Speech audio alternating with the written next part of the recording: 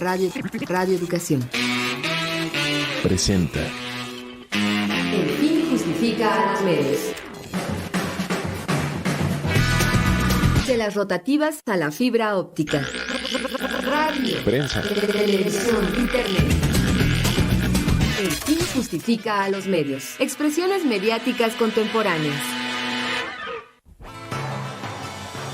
Hola, ¿qué tal, amigas, amigos? Qué bueno que están en sintonía con esta revista radiofónica dedicada a la comunicación. Les saluda Graciela Ramírez, a nombre de todo mi equipo y en compañía de mi querido José Ángel Domínguez. ¿Cómo estás, José Ángel? Te abrazo con mucho cariño, Graciela, te deseo bien a ti y a todas las personas que nos escuchan en cualquier parte del mundo. Un abrazo prenavideño y con mucho cariño para todos aquellos que gustan de estos temas que a nosotros nos parecen importantes en un momento histórico como el que nos ha tocado disfrutar, cambiar. ¿Cómo la ves? Pues sí, estamos ya próximos a unos días que para muchos, yo creo que para la mayoría serán de descanso, de convivencia, si no en los mismos términos de siempre, ¿verdad? Grandes reuniones, la familia, en fin, pero yo creo que de manera consciente, cuidadosa, podremos todavía pues compartir con los seres queridos, descansar un poco también, tener unos días de reflexión y pues cerrar este ciclo, ¿no? Que se cumple con este año 2021, que ha sido, igual que el año pasado, uno de los años más difíciles de nuestras vidas. Efectivamente, y sin embargo nos hemos apropiado de tecnologías digitales interactivas. Esto se aceleró de manera exponencial, como bien dices, a partir de la pandemia por COVID-19 y todas sus variantes, ¿no? Pues sí, en este contexto, la exploración de la relación entre la tecnología y los individuos, así como la descripción del proceso mediante el cual una tecnología pasa de ser desconocida a ser parte de la vida diaria de una persona, es motivo de estudio, por supuesto, ¿no? Son múltiples las dimensiones en las que las tecnologías se van integrando a nuestro día a día. Desde luego, la producción de conocimiento, de bienes y servicios en la circulación de mercancías, de dinero, el trabajo en casa que hemos vivido todas y todos, el acceso y el ejercicio de algunos derechos, el sostenimiento de vínculos interpersonales, por decirlo de esa manera, la relación personal con la gente, pues son algunos aspectos en los que estas nuevas tecnologías se han ido introduciendo. Pues sobre estos aspectos y sobre las distintas políticas de inclusión digital es que se trató el quinto encuentro de la red de investigadores e investigadoras sobre apropiación de tecnologías digitales, del que hoy les vamos a presentar un extenso reportaje. También los invitamos a escuchar un resumen con las noticias de comunicación más importantes de la semana en la conocida sección Notimedios. Quédese, participe con nosotros aquí en El fin justifica a los medios.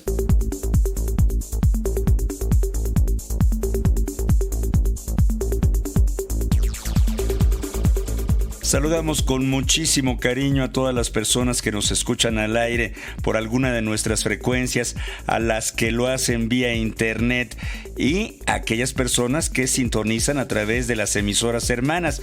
Les recuerdo que pueden escuchar el podcast en las redes sociales del programa y desde luego en la página de Radio Educación www.e-medioradio.edu.mx. La invitación a participar está siempre abierta.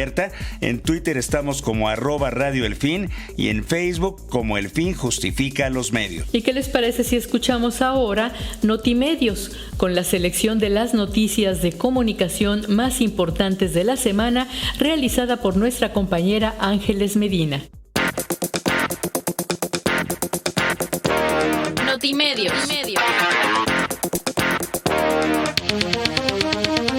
En Guadalajara, las comisiones nacional y estatal de derechos humanos abrieron una investigación tras las denuncias de periodistas por ataques a la libertad de prensa por parte del gobernador de Jalisco, Enrique Alfaro. Las denuncias fueron presentadas en un desplegado firmado por más de 100 periodistas de la entidad. La Universidad de Guadalajara creó el Observatorio sobre Libertad de Expresión y Violencia contra Periodistas. El rector de la institución, Ricardo Villanueva, destacó que el observatorio es un aporte de la universidad para defender y apoyar el trabajo de quienes ejercen el periodismo en momentos en que el gremio en la entidad se ha manifestado por el acoso y las amenazas a la libertad de expresión por parte del gobernador Enrique Alfaro. El Certamen Nacional de Periodismo otorgó su reconocimiento al periodista y comentarista de Radio Educación, Jorge Meléndez, por su trayectoria en el ejercicio de esta profesión. En la entrega de su reconocimiento, Jorge Meléndez llamó a levantar la voz contra el poder fáctico que ejercen los dueños y medios de comunicación en contra de periodistas y que se refleja no solo en la censura, sino en los bajos salarios que perciben la mayoría de los trabajadores de estos medios. También denunció la falta de presupuesto en Radio Educación y los bajos salarios, los cuales dijo no han permitido la jubilación de trabajadores debido a que solamente obtendrían cerca de 5,000 pesos mensuales, situación que calificó como una mentada de madre luego de más de 45 años de trabajo en una estación de radio pública. Crece 8% el consumo de contenidos audiovisuales por Internet en México para ubicarse en 59%. Así lo reveló la encuesta nacional de consumo de contenidos audiovisuales. De acuerdo con los resultados de la encuesta realizada por el Instituto Federal de Telecomunicaciones, los géneros más vistos en las plataformas de video por Internet fueron películas, series, videos educativos y culturales. No obstante, los datos también señalan que debido a la pandemia subió el consumo de contenidos por televisión abierta, sobre todo porque las y los mexicanos vieron más tiempo canales abiertos para las clases de educación a distancia y se mantuvieron informados a través de los noticiarios. Es así que los canales más vistos fueron Las Estrellas, Canal 5, Azteca 7 y Azteca 1. El Instituto Federal de Telecomunicaciones y el Instituto Nacional de Transparencia, Acceso a la Información y Protección de Datos Personales firmaron un convenio de colaboración para promover la cultura de la transparencia, el acceso a la información, la rendición de cuentas y la protección de datos personales, así como el uso responsable y seguro de las telecomunicaciones y los servicios digitales. Con este acuerdo, ambos organismos podrán impulsar el desarrollo adecuado de los sectores de radiodifusión y telecomunicaciones en un ambiente de apertura, transparencia y acceso a la información. La Suprema Corte de Justicia de la Nación suspendió parcialmente la aplicación del acuerdo que cataloga como de seguridad nacional las obras y proyectos prioritarios del gobierno federal. Sin embargo, esta medida cautelar únicamente tendrá efectos contra la reserva de información pública. El acuerdo señala que es procedente la suspensión de todos los efectos y consecuencias del acuerdo que deriven en catalogar la información detallada de las obras y proyectos prioritarios como de interés público o seguridad nacional sin cumplir con los supuestos que las leyes prevén para este efecto. Esto significa que para mantener en reserva alguna información, las autoridades deberán argumentar las razones que sustenten su decisión con base en la Ley de Seguridad Nacional. De lo contrario, el INAI podría ordenar que se transparente cualquier dato. La Agencia de Noticias del Estado mexicano dio a conocer que el Ministerio Público Federal solicitó la vinculación a proceso de la lideresa del Sindicato Único de Trabajadores de Notimex, Adriana Urrea, por el delito de ejercicio ilícito del servicio público. En un comunicado, Notimex afirma que en la comparecencia que se realizó ante el juez de control, Gánter Alejandro Villar, la dirigente del SUT Notimex reconoció haber cometido un acto de corrupción al usar sin autorización autorización el material de la agencia en el programa Gira tus Finanzas. En noticias internacionales, el Departamento de Estado de Estados Unidos prohibió el ingreso del exgobernador de Puebla, Mario Marín, a esa nación por estar implicado en violaciones graves a derechos humanos contra la periodista Lidia Cacho. Esta prohibición se extiende a la familia del exmandatario, toda vez que Mario Marín fue incluido en una lista de 12 personas que, conforme a la Ley de Asignaciones al Departamento de Estado, Operaciones Extranjeras y Programas Relacionados de 2021, fueron designadas en forma pública como no elegibles para ingresar a Estados Unidos. Hasta aquí las noticias de comunicación más importantes de la semana. Le invitamos a que visite la sección completa en nuestras redes sociales.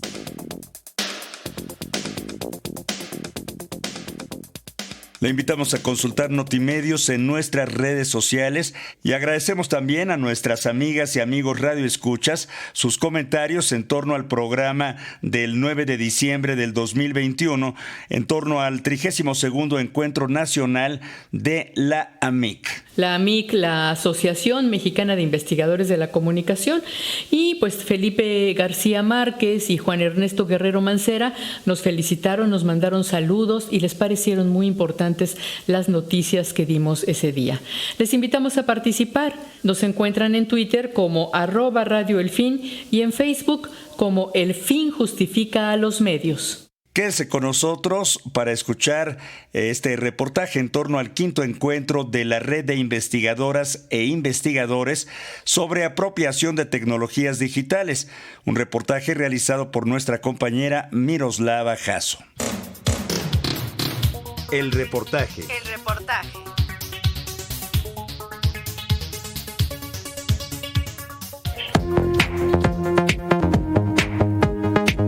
Los pasados 20, 21, 22 de octubre se celebró por primera vez bajo la modalidad virtual el 5º encuentro RIAT de la Red de Investigadores e Investigadoras sobre apropiación de tecnologías digitales, haciendo énfasis en algo que se llama interseccionalidades. Este evento estuvo organizado por el equipo de Sociedad, Internet y Cultura de la Universidad de Buenos Aires, el programa de usos de medios interactivos de la Universidad Nacional de General Sarmiento y GT Claxo. Constituyó el encuentro de un conjunto de destacados académicos e investigadores de diversos países con el objetivo de reflexionar colectivamente en torno a la apropiación de las tecnologías. Esto con la convicción de que los resultados de este diálogo ayudarán a comprender la compleja relación que los sujetos establecemos con los dispositivos tecnológicos. La ceremonia de inauguración corrió a cargo de los representantes de las instituciones que promueven este encuentro, entre ellos Luis Ricardo Sandoval, que es parte de la comisión coordinadora de la RIAT, y él nos habló sobre los objetivos y la historia de esta organización. Los invito a escucharlo. Bueno, es una alegría estar en este acto inaugural del 5º encuentro de la RIAT. La RIAT es una organización relativamente joven, se constituye formalmente en 2016, pero tiene una prehistoria como todo este tipo de iniciativas en conversaciones, intercambios, y desde entonces ha madurado. Creo que este encuentro y el programa que lo sustenta es una muestra de eso. Uno podría decir, bueno, ¿qué cosas nos interesan? Básicamente, el lugar de las tecnologías en la vida de los hombres y mujeres del siglo XXI. Y dicho eso, uno dice, bueno, esto es inabarcable, es una ambición imposible. Pero de alguna manera, bueno, eso se muestra en el recorrido que estamos dando en términos de ampliar nuestros objetos, nuestros intereses y también profundizar la vocación que siempre ha tenido esta organización por relacionarse con otras y por participar e incidir en la agenda pública y social sobre los temas que están más cercanos a nuestra experticia como investigadores e investigadoras. Parte de ese desarrollo, de esa maduración, tiene que ver con la relación que establecemos con otras organizaciones mucho más consolidadas, por supuesto, como las que están representadas en este acto de apertura, y una parte importante, un corazoncito, diríamos, de la RIAT es la constitución de este grupo de trabajo de Claxo, que nos permite articularnos con otros investigadores. El grupo tiene, por supuesto, su propia dinámica y su propia autonomía, pero tiene una relación muy fuerte con los investigadores de la RIAT, así que la consideramos como dos proyectos que se complementan y que caminan juntos en este recorrido.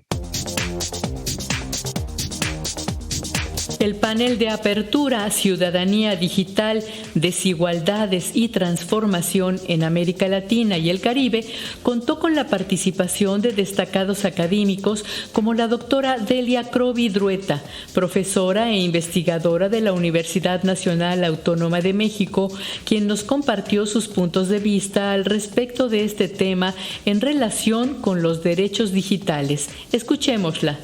Quiero decir primero que la noción de ciudadanía se puede rastrear hasta los orígenes de la organización social y por lo tanto es muy vieja, ha tenido enormes transformaciones, y también destacar que no se trata, como lo he visto en algunos movimientos en defensa de derechos diversos, de derechos sociales diversos, de un listado de derechos que se van consiguiendo y donde se coloca al Estado o a los grupos hegemónicos en una posición de ceder estos derechos. Si lo vemos en la historia que ha tenido conseguir derechos políticos, derechos ciudadanos, derechos de distinto tipo, la ciudadanía se ha ido moviendo según las condiciones históricas que se fueron dando, y en determinados momentos se dio importancia a uno, en determinados momentos a otro, y siempre ha habido exclusiones, o sea que esto hay que tenerlo presente. El hecho de que sea tan antigua no ha impedido que haya una reconstrucción de carácter epistemológico sobre la propia ciudadanía. A partir de estos elementos muy generales, la premisa de las reflexiones con las que estoy compartiendo con ustedes es para mí que constituye una lucha la ciudadanía, una confrontación permanente entre los ciudadanos y los grupos dominantes. Y es por esto que hay sociedades que han alcanzado algunos derechos, en tanto que otras están muy retrasadas en conseguir estos derechos. Creo que los digitales tienen una importancia fundamental en esto, porque va a haber diferencias en las luchas que se hagan por conseguir estos derechos. Si lo vemos, por ejemplo, hay muchos registros audiovisuales cercanos en el tiempo que dan cuenta de estos derechos, donde todavía hay algunas luchas en ciertos lugares del mundo por derechos absolutamente elementales. Y si lo vemos en el caso de los migrantes, por ejemplo, que es un tema que nos convoca en estos tiempos, estamos ante un grupo social que puede estar resignando el hecho de tener o de apoderarse y hacer uso de derechos fundamentales para tener derechos muy, muy elementales, como son tener un trabajo o permanecer en un lugar físico donde reconstruir su vida, un lugar para vivir. Esta jerarquización es variable tanto en materia histórica como en el presente. Por eso, si hablamos de ciudadanía digital como un derecho a conseguir, una ciudadanía que sea inclusiva, hay que situarla en un lugar concreto. No podemos hablar de una ciudadanía digital en abstracto, sino que hay que situarla en las condiciones específicas, incluso entre las diferencias que se pueden dar al interior de una nación. Porque puede ser tanto un reclamo absolutamente destacado, para la academia podría llegar a ser un reclamo muy fuerte, pero para otros sectores puede no serlo, ¿no? Entonces sí, eso hay que tenerlo muy presente, que puede llegar a ser un derecho secundario frente a otros que son mucho más importantes, y sobre todo porque intervienen varias cuestiones que tienen que ver con la condición de vida de los ciudadanos que luchan por estos derechos o que buscan llegar a hacer uso de ellos. En suma, lo que podría decirse que el ordenamiento de los derechos ciudadanos no es parejo y que presenta muchísimos matices de acuerdo a la situación de vida que tiene cada individuo, y también entre las naciones, porque a veces la calidad democrática de un país se puede medir justamente por haber conseguido o no determinados derechos, así como contar mecanismos que van a vigilar el cumplimiento de estos derechos alcanzados. Actualmente hay muchas miradas sobre la ciudadanía. Yo voy a rescatar dos que me parece, dos visiones contrapuestas que me parece interesante tomar en cuenta. La primera es la liberal, de corte racionalista e individualista, que busca acortar distancias entre lo público y lo privado. Esto lo vemos en las luchas democráticas de casi todos los países.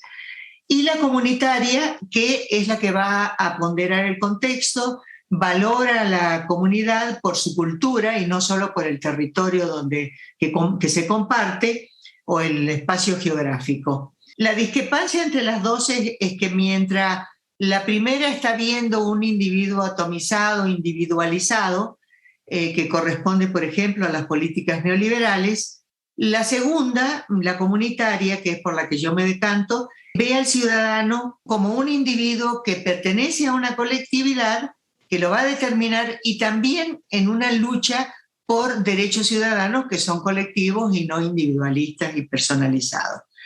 Y la vocación, hay una voluntad por vincularse con los demás y también de dialogar.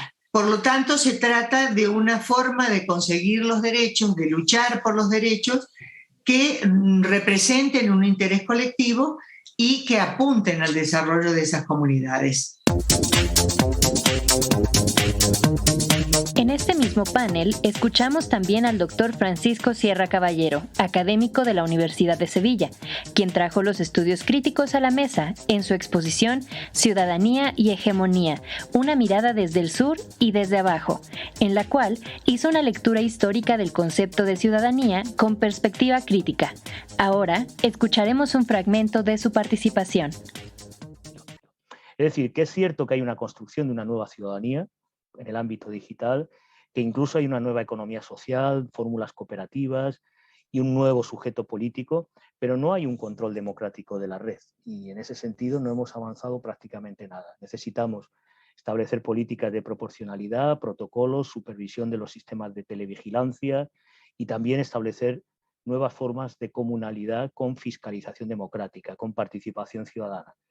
Toda apelación a ciudadanía digital sin ello sería prácticamente reproducir lo que hay hoy, que es una red corporativa, unos medios sociales en manos de las grandes compañías, en el que se establecen unos protocolos, como veremos después, claramente orientados a socavar libertades públicas y a limitar toda forma de participación democrática. No es el mejor referente, pero el marco civil de Internet que aprobó Dilma Rousseff en Brasil creo que es un buen punto de partida cuando hablamos de gobernanza democrática, que es el primer prerequisito en una lectura crítica. Primero tenemos que garantizar una estructura que garantice la democracia y en ese sentido el noleo del marco civil de Internet no solo fue un proceso regulatorio con participación de blogueros, de activistas digitales, de la sociedad civil brasileña, sino que estableció una serie de principios que creo que podríamos ponernos de acuerdo respecto al marco general en el que sea posible esa ciudadanía digital. Abundar en la libertad de expresión, el respeto a la privacidad y la defensa de los derechos humanos, una gobernanza multilateral y democrática fundamental para garantizar todo lo contrario a lo que hoy tenemos, que es una unilateralidad en el control de Internet y el ciberespacio a nivel global. Por supuesto, políticas de inclusión y desarrollo de la red, pero con un concepto de ciudadanía mucho más abierto que el del consumidor, que decía Susana, o el de simplemente conectado a la red digital, es decir, como un sujeto productivo, creativo, que tiene también derechos, incluso derechos económicos, diría yo, respetando lo que ha vulnerado la administración Trump y que la nueva administración estadounidense Biden no ha modificado, que es el principio de neutralidad, y por supuesto fomentar la diversidad cultural. Es un punto de partida, no digo que sea el mejor de los entornos, pero si no garantizamos una estructura democrática de la red, difícilmente podemos hablar de ciudadanía. Hablaremos de consumidores, citando el texto de García Canclini, o de siquiera sujetos pasivos del nuevo conglomerado que se está construyendo. En fin, en ese sentido yo creo que hay que hacer una perspectiva de una visión de la ecología de la comunicación más compleja y empezar por defender la regulación, porque sabemos que no puede haber ciudadanía cuando no hay leyes que regulen acceso, participación, fiscalización democrática. Y lo que está sucediendo con el capitalismo de plataformas digitales es que se está imponiendo, y aquí hago un matiz, incluso entre colectivos de hackers, activistas y que defiendan los bienes comunes, antirregulatorio. Están afirmando el discurso neoliberal que la mejor lógica es la que no está regulada y que la mejor fórmula es la autonomía. Es verdad que lo común no necesariamente tiene que estar regulado, pero sabemos que si no hay ley, no hay derechos para la ciudadanía en este sistema de plataformas digitales. Cuando accedemos a una red ya hemos perdido todos los derechos, estamos obligados a perder esos derechos, y esto plantea un debate importante a este nivel, ¿no? Primero, creo que tenemos que buscar fórmulas transversales, no plantear estos debates de políticas de ciudadanía digital a nivel Estado-Nación, porque estaría perdido. Hay que buscar fórmulas de cooperación. Establecer también políticas culturales a este respecto, y yo creo que hay mucho avanzado en la academia sobre modelos de formación en competencias, retos que tienen a este respecto, quizá menos cómo conectar esas políticas con otras áreas que parecen lejanas, como la política industrial o como la política educativa, que sería necesario y que muchas veces quedan fragmentadas a la hora de abordar cómo formar esa ciudadanía. Y desde el punto de vista de América Latina, pues hay que fortalecer el espacio de CELAC, porque evidentemente el espacio de la OEA y el espacio de acuerdos bilaterales, sabemos de los años 70, apelabais antes a la teoría de la dependencia, cuáles son los resultados. Mayor colonialismo, pérdida de soberanía tecnológica, pérdida de soberanía cultural y absoluta colonización por parte de los poderes internacionales. Más allá de la coyuntura que hemos vivido con la pandemia, yo creo que ahí tenemos un importante papel, y nos avanza mucho en CELAC, en general en políticas de comunicación, sobre el tema de estos derechos de la ciudadanía, que es importante se vayan construyendo, incluyendo hacer su propio espacio de Internet. Ahora hay un debate, si vamos a un tecnofeudalismo, ¿no? Habría un espacio de Estados Unidos y la Europa occidental, otro chino asiático, ¿no? Otro del ámbito ruso. Bueno, pues América Latina tendrá que pensar también su espacio.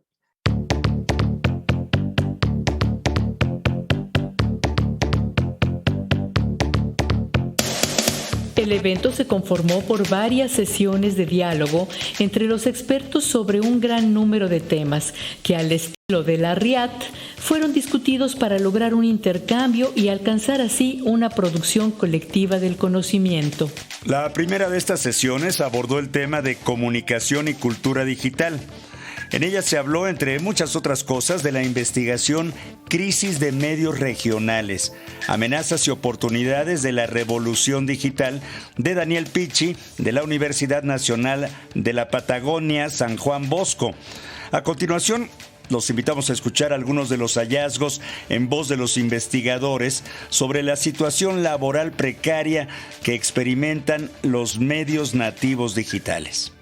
Las características que tienen en los medios nativos digitales, la producción de información es una creciente participación femenina, cosa que antes era impensada en los medios tradicionales, rutinas periodísticas de largo aliento, se puede decir, extensivas, sin horas de corte, que eso habla un poco de lo que planteábamos en el artículo de la precarización laboral, ¿no? Cada vez es más el tiempo que uno trabaja, las 24 horas, muchas veces, los 365 días del año, y esa precarización se da con el no corte o la falta de sindicalización, podría decirse, del periodismo, ¿no? En esto de conseguir trabajo o buscarse un ingreso, también lo que detectamos es que muchas de esas personas que trabajan en estos medios nativos digitales tienen más de un trabajo, ya sea generalmente en relación al periodismo, o en relación a otros temas como puede ser la educación. En esto también encontramos otro factor que es la multitarea, es decir, el periodista o la periodista que realiza una nota y esa misma nota la graba con su celular y la vende a un sitio web o a una radio, o trabaja para un diario, esto de la multitarea, o genera posteriormente un podcast para colgar en determinado sitio web.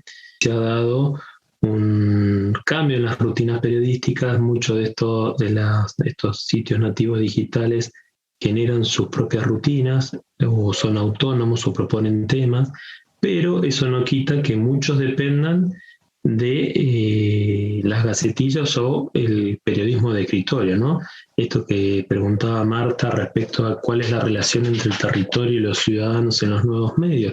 Cada vez es más lejana la relación entre el periodismo y el territorio. Cada vez se baja menos al territorio y se espera sentado detrás de un escritorio a que llegue la información para poder reproducirla.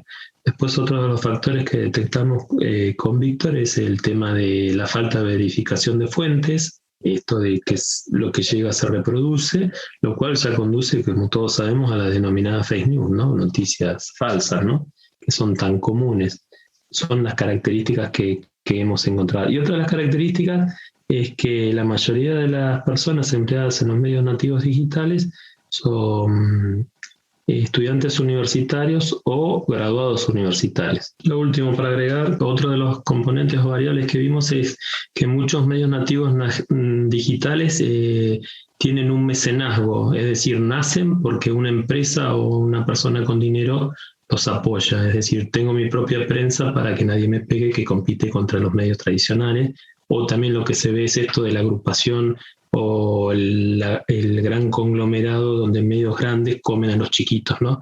Eso se ve mucho en el interior del país con medios que son de capital, que fueron comprando a medios chiquitos y repiten el esquema, ¿no? Le invitamos a participar a través de nuestras redes sociales. Estaremos al pendiente de sus mensajes. Entra en comunicación mandando un correo a elfinjustifica@yahoo.com.mx. Y por supuesto a través de Facebook nos encuentras como El Fin Justifica a los Medios y en Twitter como @Radio El Fin. Haz tuyo este espacio dedicado a la comunicación.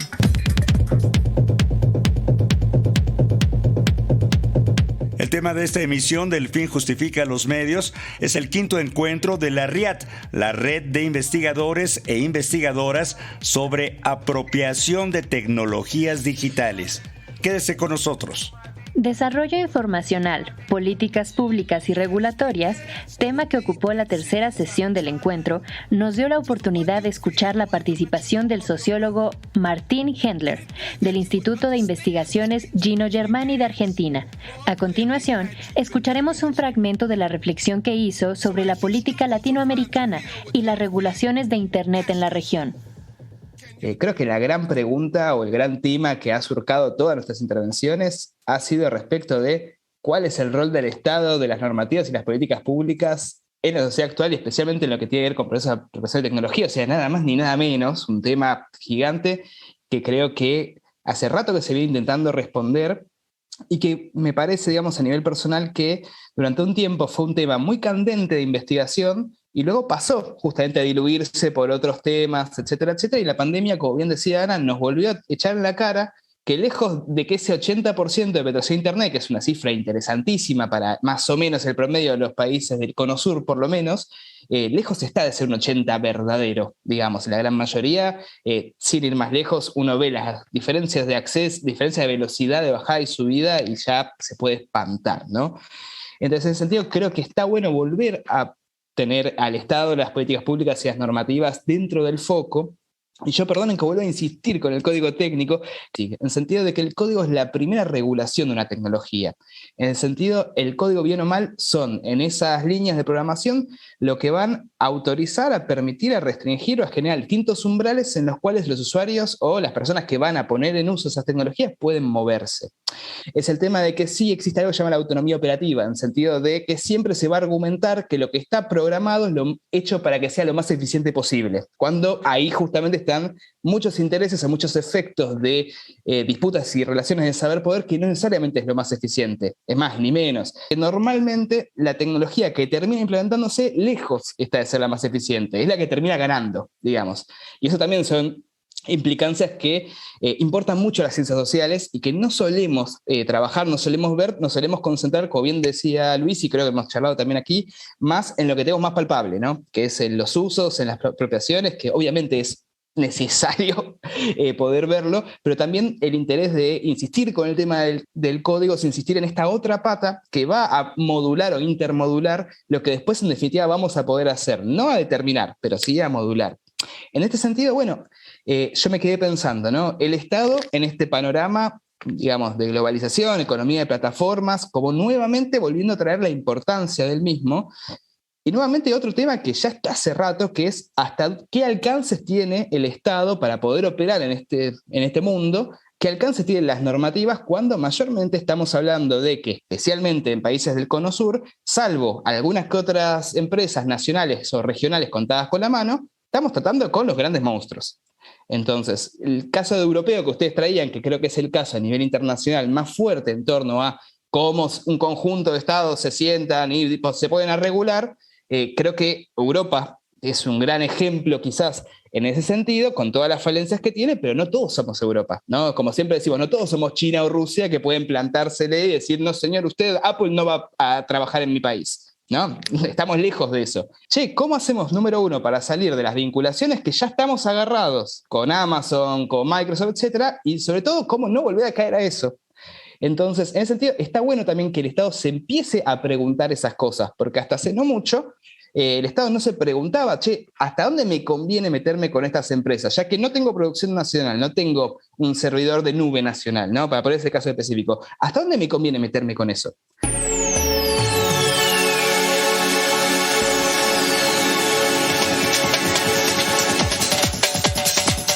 Uno de los objetivos principales de la red de investigadores e investigadoras es aportar a la conformación y consolidación del pensamiento crítico en comunicación y ciencias sociales, para así analizar desde una mirada crítica, compleja y creativa nuestras dinámicas sociales y comunicativas, especialmente frente a los cambios. Sobre esto se basa la sesión Ciudadanía Digital, Movimientos Sociales y Apropiación de Tecnologías, de la cual extraemos el siguiente fragmento, en el que la doctora Silvia Lago Martínez, de la Universidad de Buenos Aires, nos compartió sobre su investigación Activismo por los Derechos Digitales en América Latina. Escuchémosla. Por supuesto que el activismo supone también una ciudadanía digital, pero el foco del análisis es completamente, no sé si completamente, pero es distinto. Entonces, bueno, si uno habla de ciudadanía digital, hay algunos autores que ya están denominando a las campañas que todo el tiempo recibimos, todos en nuestros correos electrónicos, es el activismo del clic, ¿no? Porque solo llenás un formulario y ya está.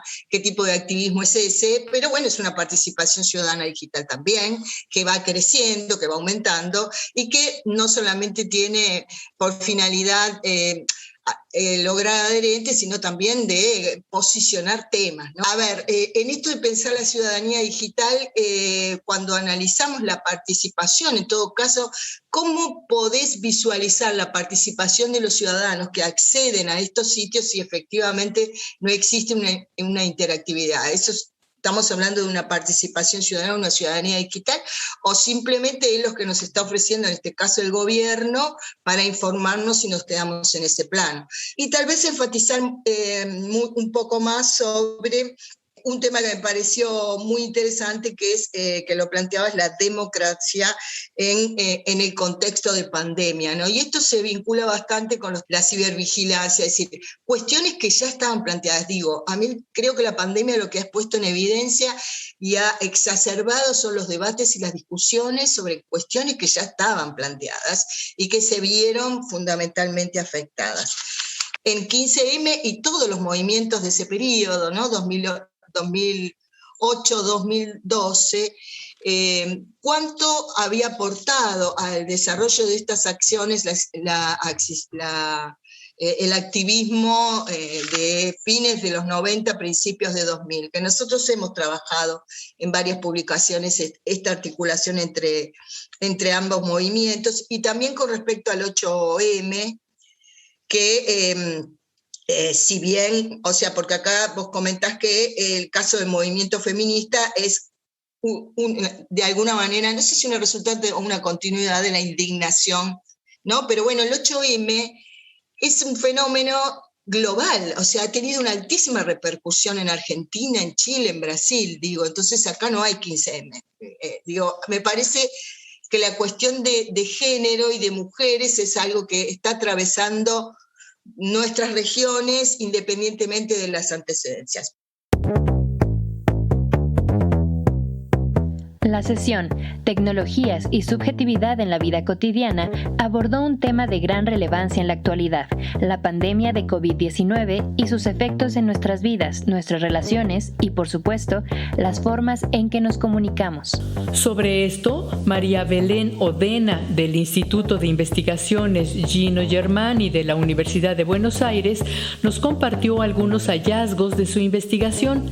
Quédate en casa, riesgos psicosociales en trabajadoras y trabajadores a distancia vinculados al uso de tecnologías.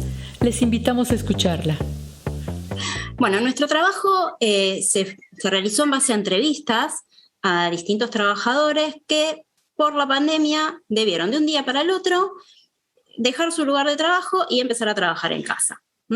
Y cómo impactó esto en su vida cotidiana, en su vida de relación, sumado a que no solo los trabajadores llevaron el trabajo a sus casas, sino que también otras personas que conviven con ellos también lo hicieron, y quienes tienen hijos o personas a cargo llevaron la escuela a su casa. Y todo esto convive más o menos en los pocos metros cuadrados en los que puedan habitar estas personas. Y quienes viven solos, bueno, fueron 24 horas de convivir consigo mismos, lo cual también produce un impacto importante en la subjetividad. Dentro de los factores de impacto más importantes que pudimos encontrar en las entrevistas, por un lado es que no todos los trabajadores pudieron teletrabajar. No todos los trabajos son teletrabajables, solamente un 28%. Y de ese 28% vemos una reducción a un 18% si consideramos que tienen que tener la tecnología adecuada, el equipamiento, la conectividad. Entonces ya de por sí el número de personas que pueden teletrabajar, ¿sí? No los que ya venían teletrabajando de antes, ¿no? Que pueden hacer este pasaje es muy bajo. Dentro de este número también observamos que hay una brecha de género que es muy importante en cuanto al potencial para el teletrabajo. En el caso de los hombres, el potencial para el teletrabajo aumenta, pero para las mujeres disminuye, porque fueron las principales afectadas por las tareas de cuidado. Y compatibilizar los horarios de tareas de cuidado y tareas de trabajo no es tan simple. Otras de las cuestiones fundamentales que pudimos rastrear con las entrevistas es que van surgiendo distintos trastornos, que son trastornos psicológicos o trastornos emocionales, como por ejemplo trastornos de sueño. Las personas que antes iban a trabajar en un horario, por ejemplo, de 9 a 5, sabían que iban a un X lugar, realizaban su trabajo y después volvían a su casa y ya está, el trabajo terminó.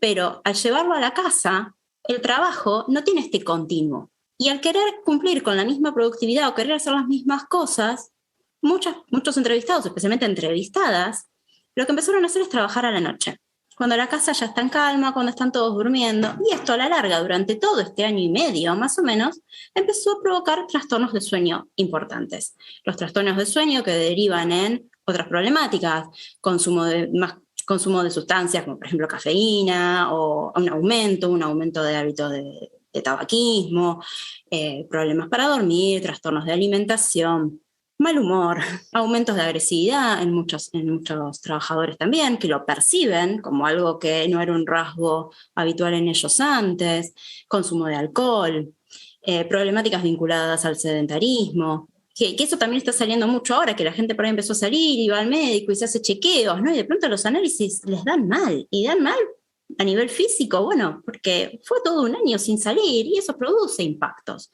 Bueno, esto también impacta en lo emocional y en las distintas formas de relacionarse. Parece importante vincularlo con el capitalismo de vigilancia, porque el teletrabajo también implica que el trabajador queda aislado, pero la empresa sigue ejerciendo un control sobre esos trabajadores, quiere seguir ejerciendo control sobre esos trabajadores. Y generalmente lo hace con software de control, software que les permiten a las empresas o a los jefes saber cuántas horas esa persona está trabajando, qué páginas tiene abiertas, qué está mirando, cuál es su productividad, el minuto a minuto. Y esto, en pandemia, empieza a dibujar el límite entre la vida privada y la vida pública, la vida de trabajo, la vida de relación, y el control pasa a ser una invasión de la privacidad. Y esto también produce efectos. Porque trabajadores que antes sufrían problemas en una empresa o en una organización, por ejemplo, acoso, lo van a seguir sufriendo de otra manera.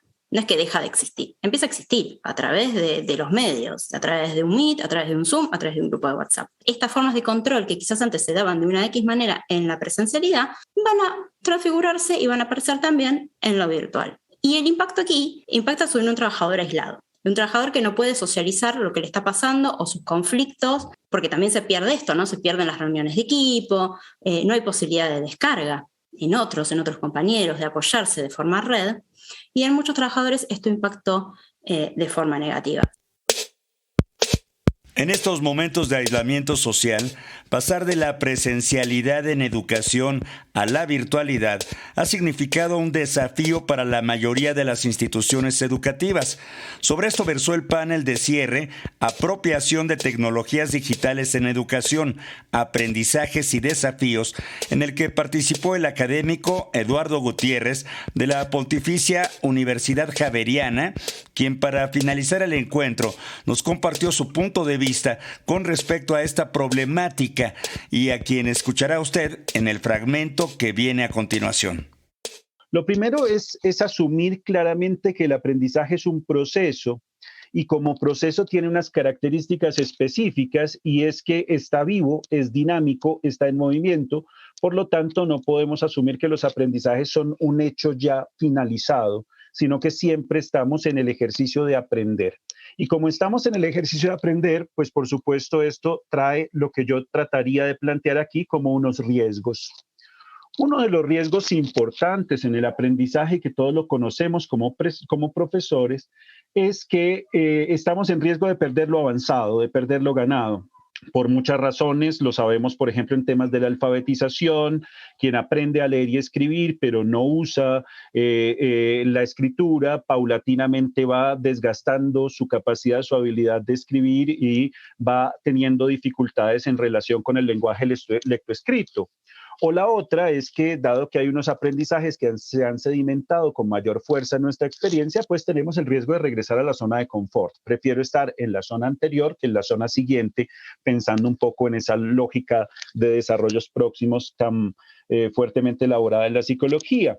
Y un tercer elemento, que tal vez es uno que se parece mucho a lo que tendremos en el futuro próximo, probablemente es el riesgo de habitar la nueva zona de confort. Es decir, la idea de que nuestros aprendizajes también están recubiertos de la oferta de las tecnologías de soporte del aprendizaje, en el cual esa nueva zona de confort se convierte en un lugar seguro en el cual trabajar. Lo señalo desde una versión tradicional. El libro de texto se convirtió en una perversa nueva zona de confort para el profesor, que lo hacía asegurarse de que lo que estaba dado en el manual, en la cartilla, en el libro era suficiente, y entonces esa nueva zona de confort se convirtió en el modo estable de actuar. Probablemente corremos el riesgo de que lo que está sucediendo hoy con la expansión presurosa de esas tecnologías digitales y su reconfiguración del ecosistema de nuestras aulas de clase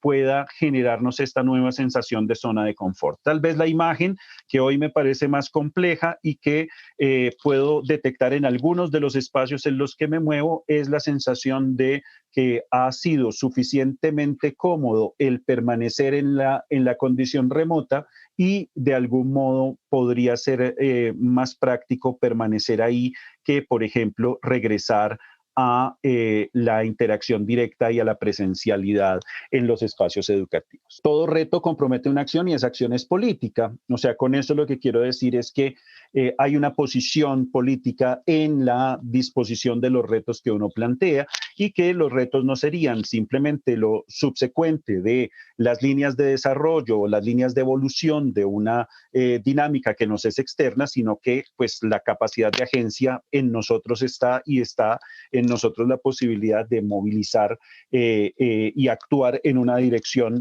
cuando proponemos no solamente un reto que viene, sino un reto hacia el que nos movemos, es decir, el reto como una consigna, un lugar hacia el donde podernos mover. De este modo, terminó el 5º encuentro RIAT, cumpliendo su objetivo de vincular a investigadores e investigadoras a través del diálogo y visibilizar sus reflexiones e investigaciones en temas de relevancia y actualidad. Esto para apoyar el diseño de políticas públicas que se propongan el acceso y apropiación de tecnologías, pues de esta manera son posibles los empoderamientos individuales y colectivos. Por nuestra parte, invitamos a la audiencia a acercarse a este y otros eventos de la red de investigadores e investigadoras sobre apropiación de tecnologías digitales a través del canal de YouTube Encuentro RIAD 2021.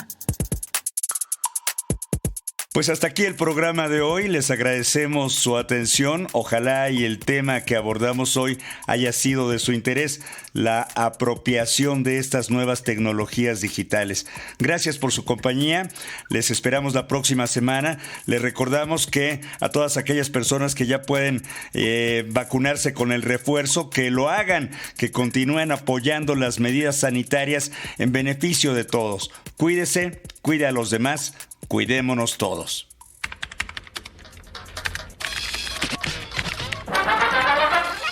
Radio Educación presentó El fin justifica a los medios. Expresiones mediáticas contemporáneas. El fin justifica a los medios. Luis Oropesa, Miroslava Jasso, Ángeles Medina, Alexia Cervantes y José Ángel Domínguez. Trabajamos con mucho entusiasmo para usted en una producción de Graciela Ramírez para Radio Educación.